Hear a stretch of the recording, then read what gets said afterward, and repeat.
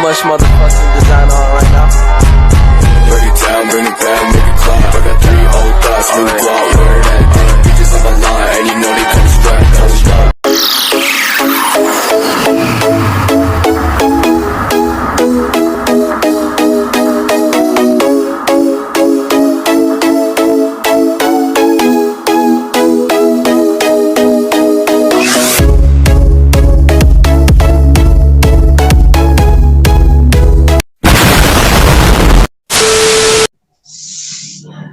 Baik, Assalamualaikum warahmatullahi wabarakatuh.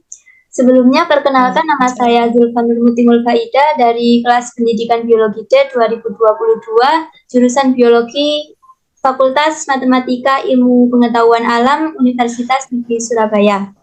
Di sini saya bertujuan untuk mewawancarai Anda sebagai narasumber saya dengan tema problematika negara Indonesia.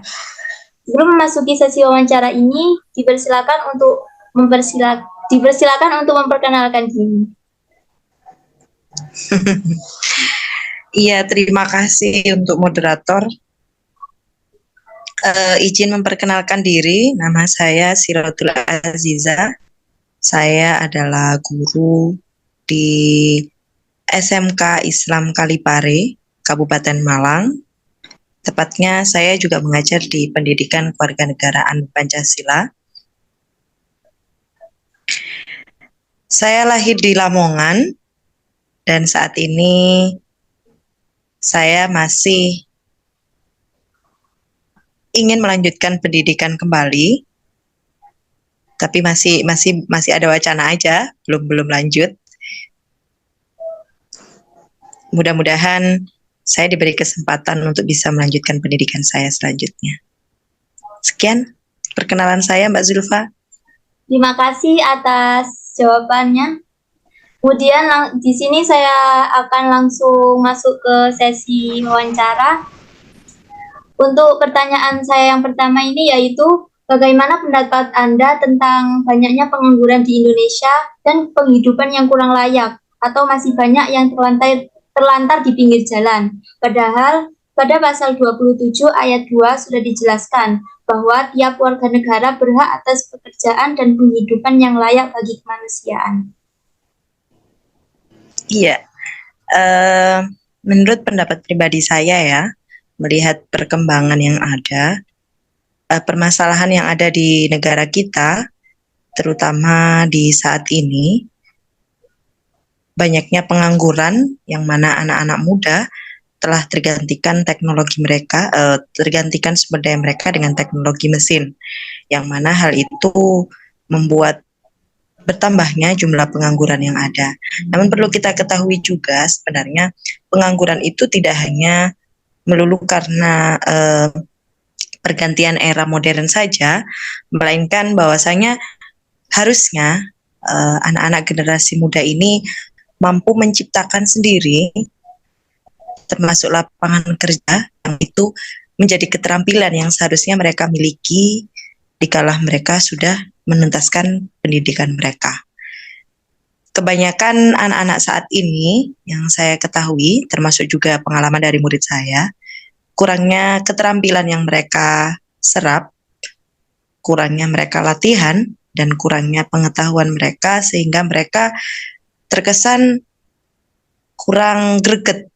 Padahal sekarang pada masa ini mereka harus berpikir keras bagaimana caranya supaya mereka itu mampu menciptakan lapangan kerja yang mana hal itu akan dapat mengurangi resiko atau dampak dari pengangguran.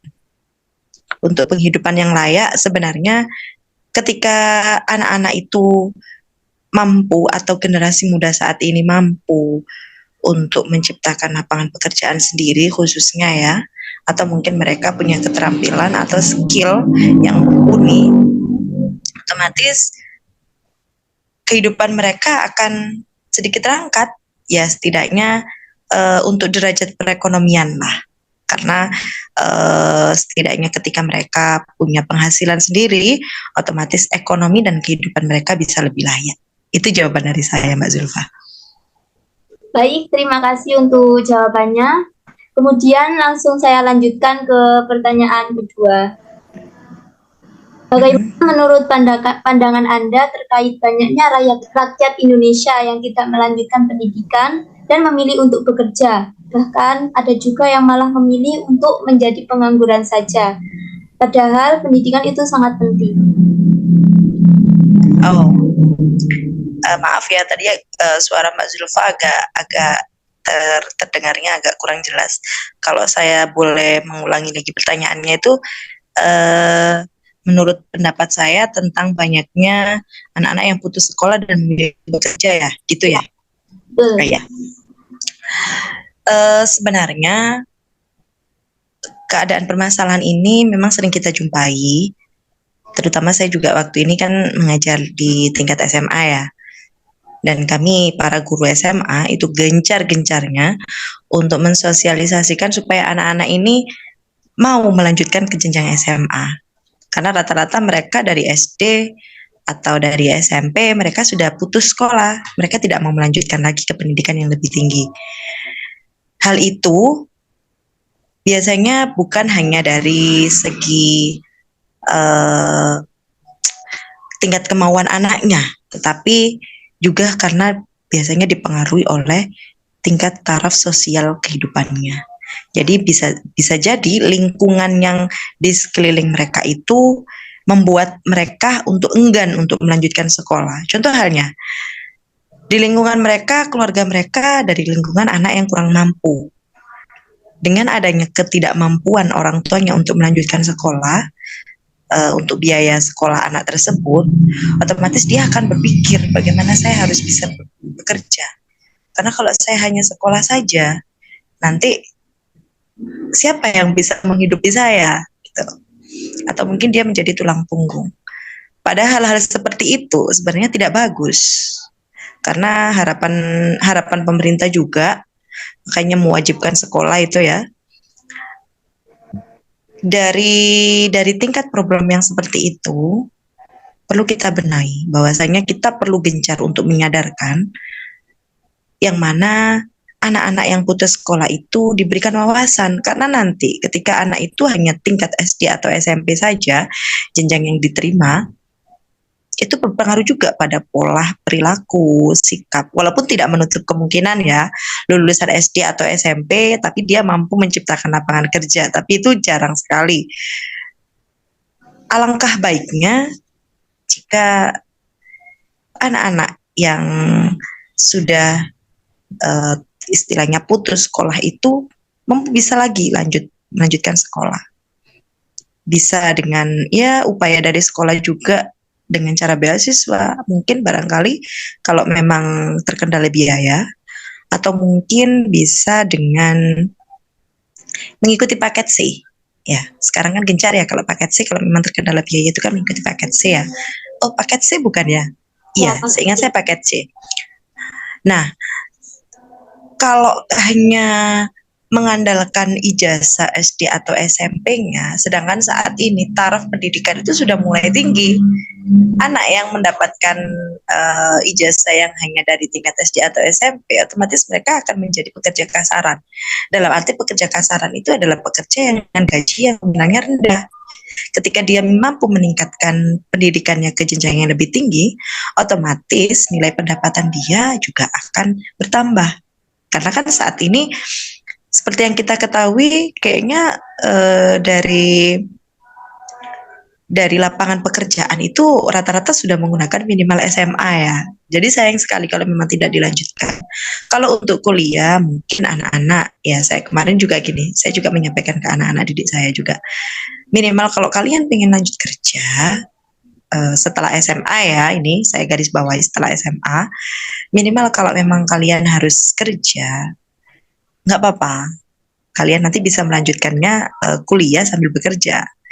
Jangan sampai kalian putus di tengah jalan, karena ketika kalian hanya mengantongi ijazah SD atau SMP saja, otomatis nanti kehidupan kalian, kalau kalian tidak punya keterampilan, yang mana kalian harus mencari pekerjaan, dan saat ini pekerjaan itu tarafnya adalah minimal SMA, maka kalian akan menjadi pekerja yang dengan gaji yang rendah, kan percuma gitu.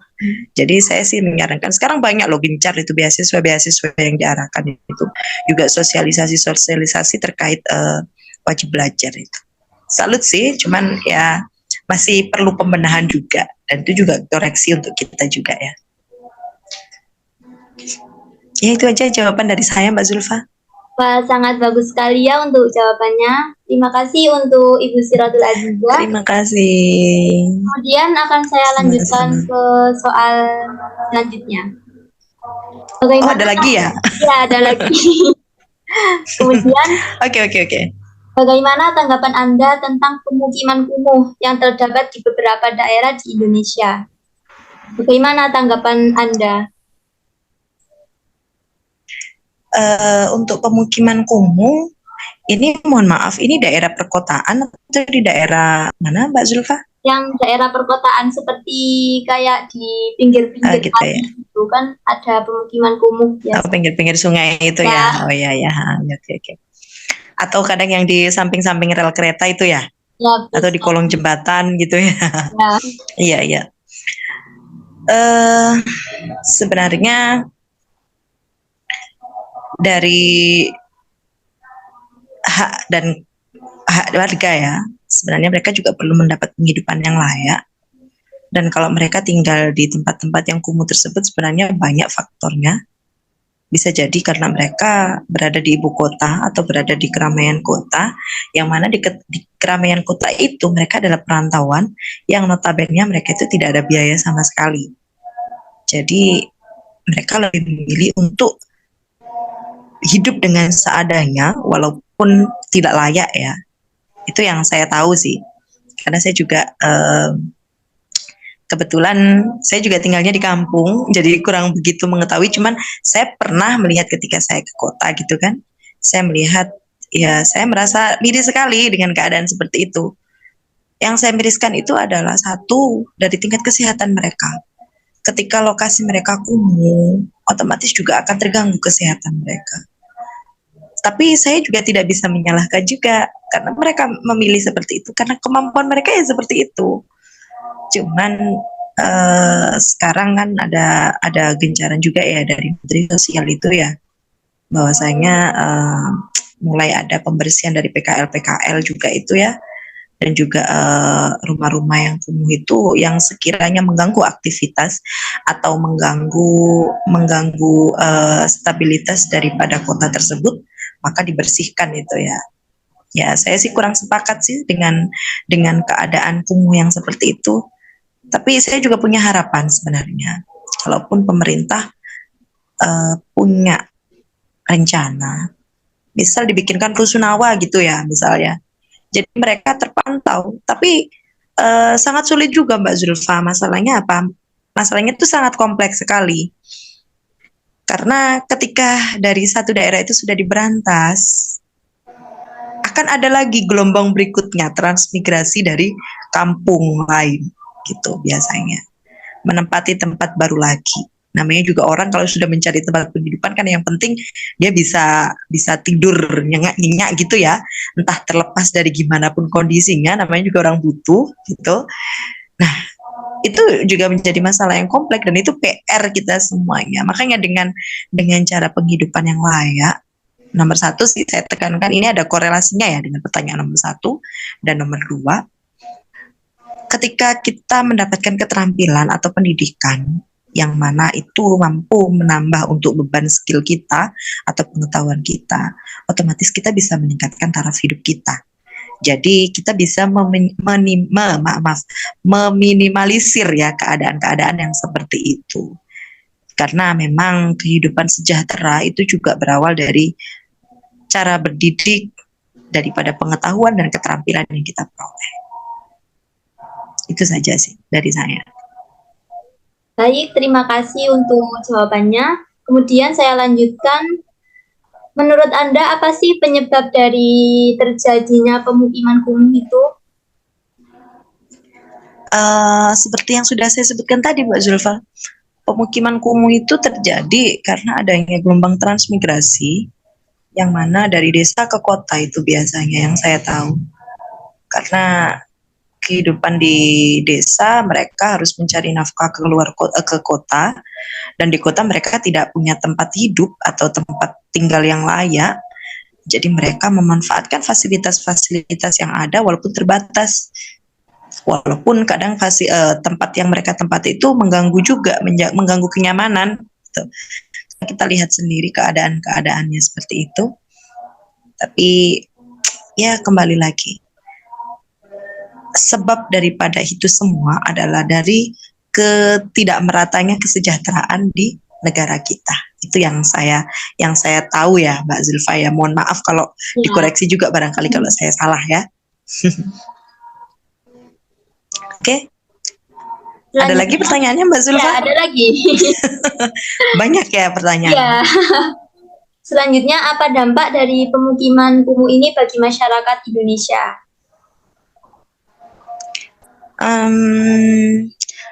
Pemukiman yang kumuh itu tadi ya? Ya, untuk dampak negatifnya. Iya. Dampak negatifnya sangat banyak sekali Mbak Zulfa. Termasuk juga dari kesehatan.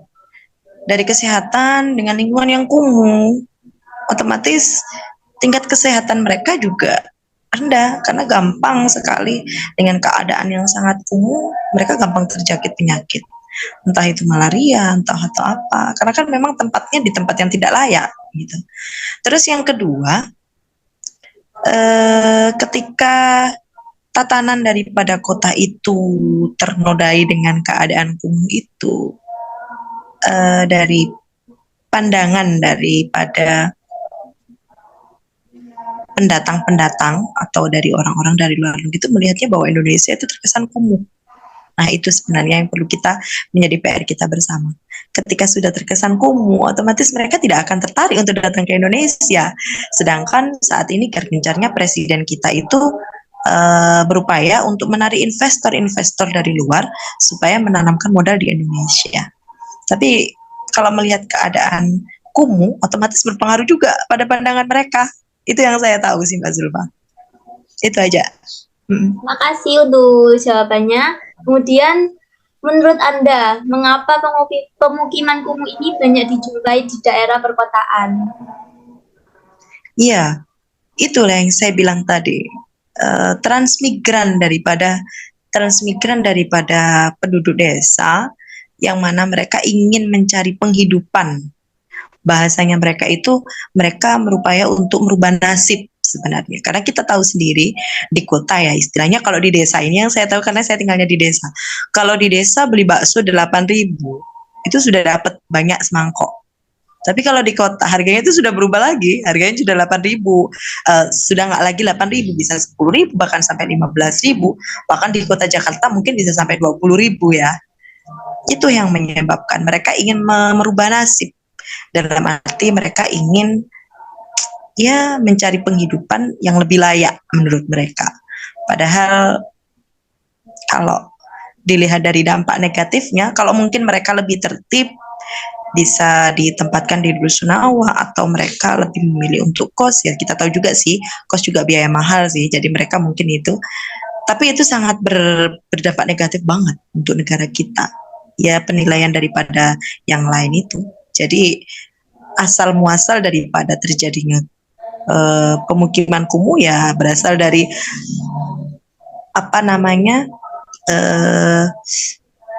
gelombang transmigran dari desa ke kota. Itu yang saya tahu.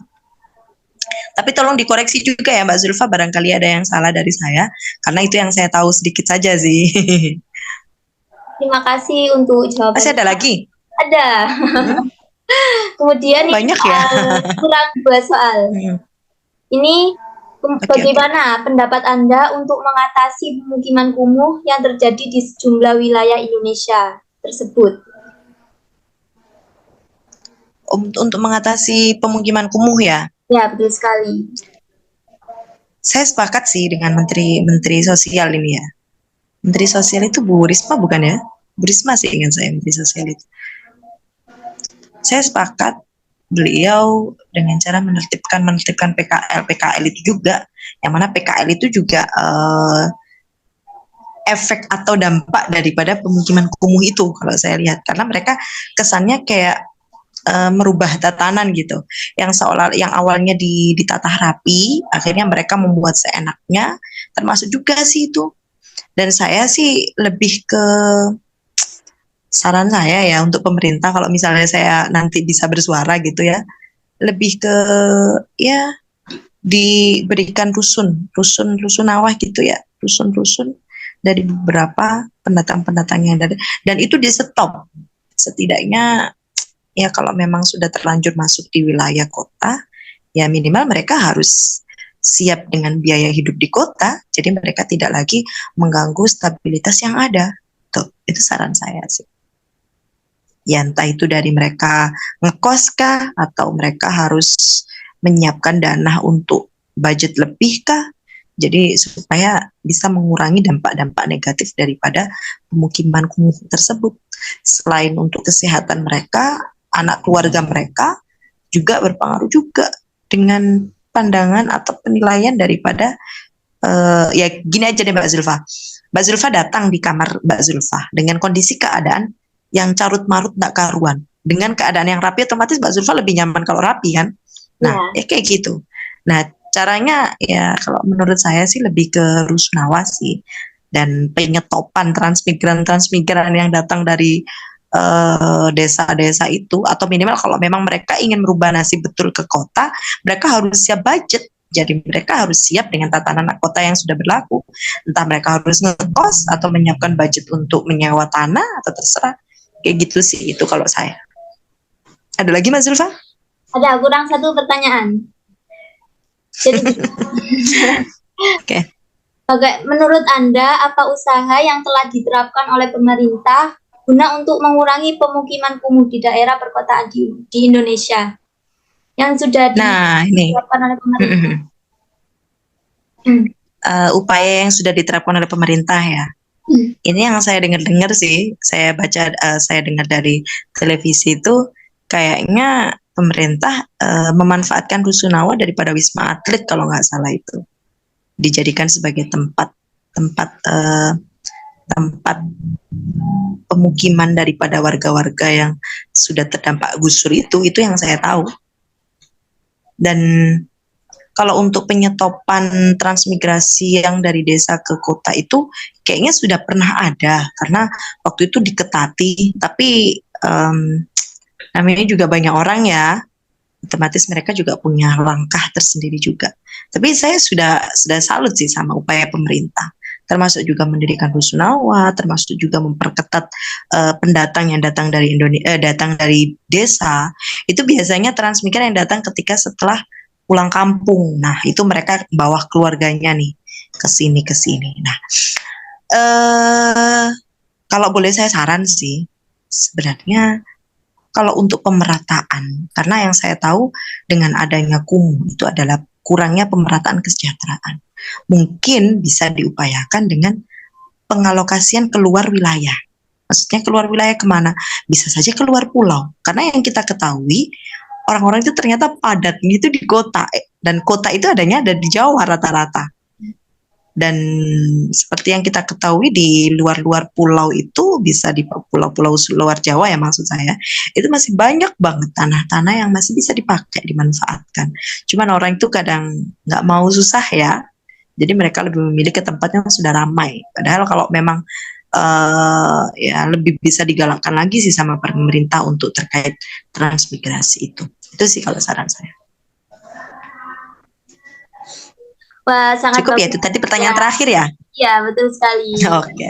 Sangat bagus sekali ya untuk jawabannya. Terima kasih Mbak Zulfa. Tapi itu yang setahu saya ya Mbak Zulfa ya. Jadi saya juga tidak mungkin saya masih ada koreksi atau salah. Jadi bisa ditambahkan juga. Itu yang pendapat saya secara pribadi. Cukup itu sih dari saya. Terima kasih untuk ketersediaannya meluangkan waktunya dalam sesi wawancara pada malam hari ini. Iya, sama-sama. Saya ucapkan terima kasih lagi. Kemudian saya tutup. Wassalamualaikum warahmatullahi wabarakatuh. Waalaikumsalam warahmatullahi wabarakatuh.